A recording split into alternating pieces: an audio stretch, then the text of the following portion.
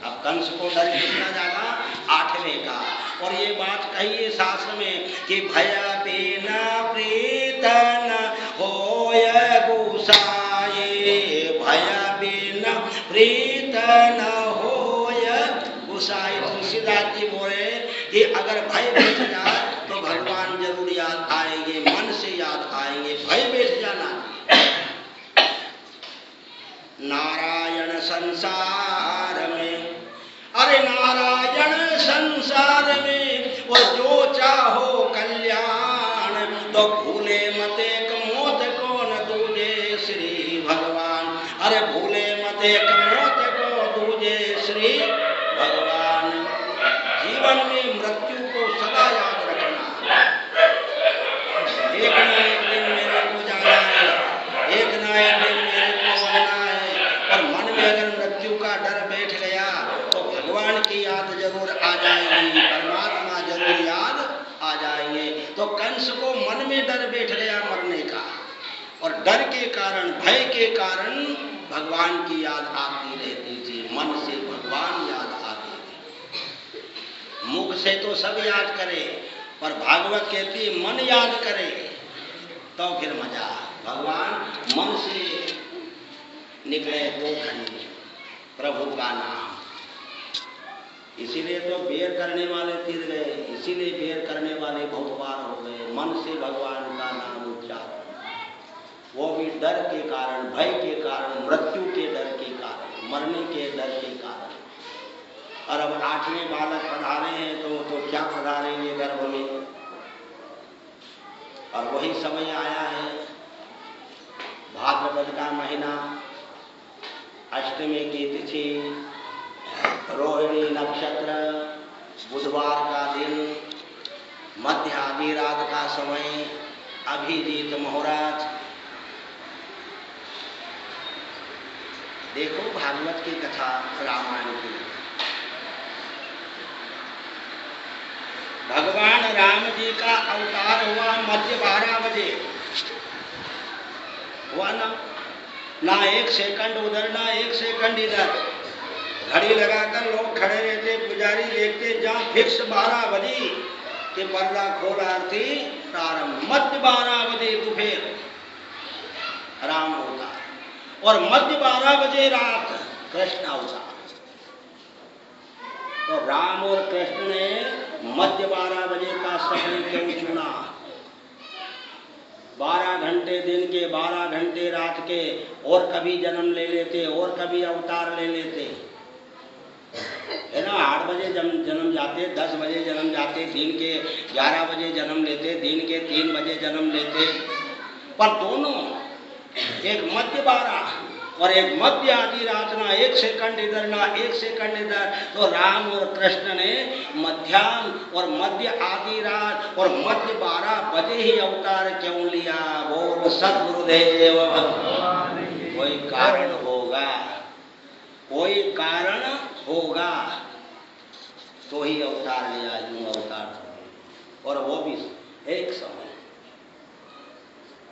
चलो जो कुछ हो, बोल वो महान कृष्ण भगवान।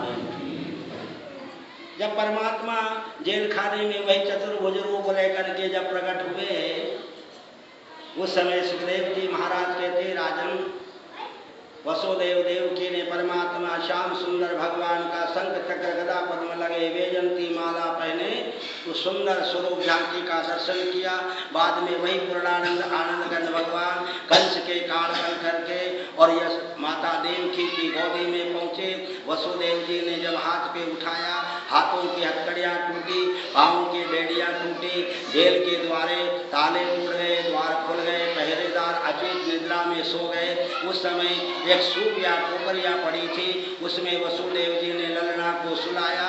और जब जेल से बाहर निकले तो देवराज इंद्र रिमझिम गर्जना करते हुए जल की बरसात होने लगी है। ये देवताओं ने भगवान से दुश्मनी निकाली।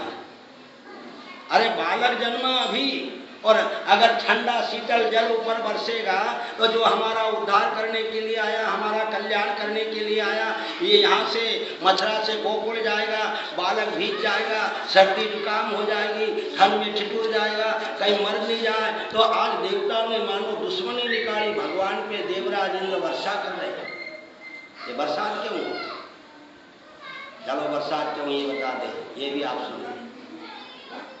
राम जी का जब राज तिलक होने का समय आया तो जितने भी तीर्थ थे सब तीर्थों का जल महाराज दशरथ ने मंगवाया। वैसे तो महल में सब तीर्थों का जल रखा रहता है राजाओं के, और हमारे तुम्हारे घर में एक दो नदियों का जल हमेशा रहना चाहिए, चाहे शिप्रा का, नर्मदा का, गंगा का, यमुना का।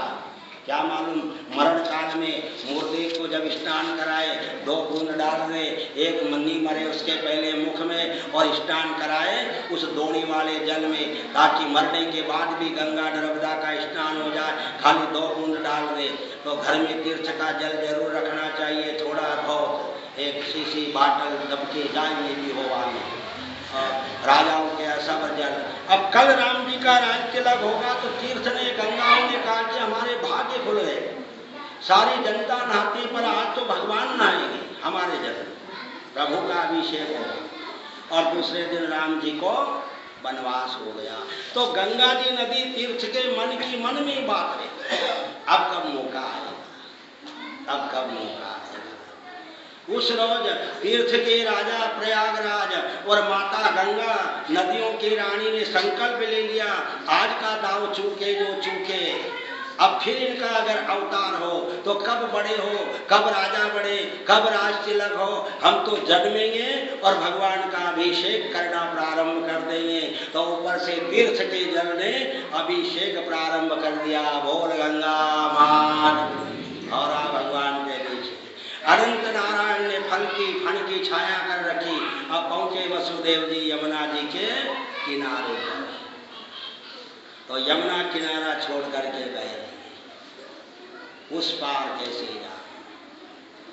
अगर यमुना में उतरे इतना जल, फिर उतरे इतना जल, फिर उतरे इतना जल, फिर कंठ बराबर है, डोबरिया में श्याम सुंदर।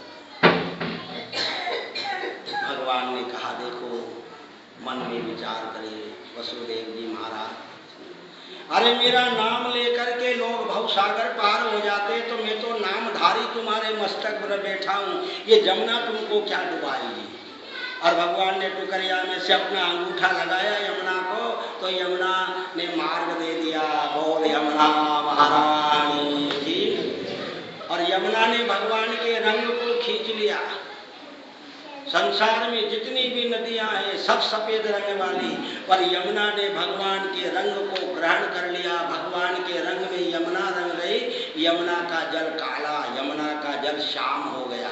कहीं भी देखो आप, यमुना श्याम रंग और नदियां सफेद रंग।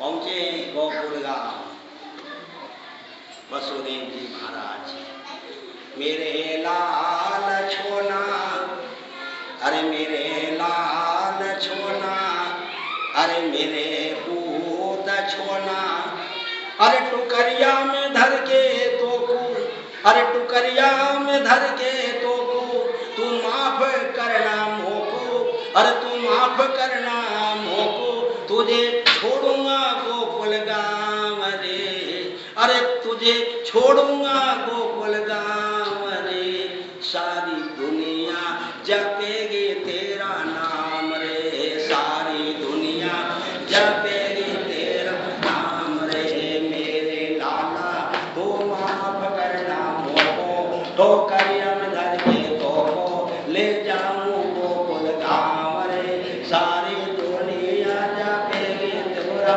नाम रे, सारी दुनिया जपेगी तेरा नाम रे। बोल गोविंद भगवान। उस समय आप पहुंचे नंद के महल में, भगवान की माया भगवान जाने। यशोदा की सेज पे कन्या जन्मी अभी अभी।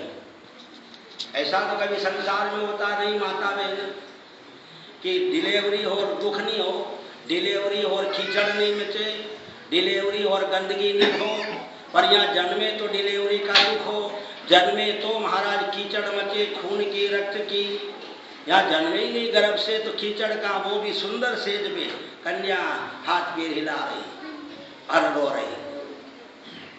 यशोदा जी को खबर तक नहीं।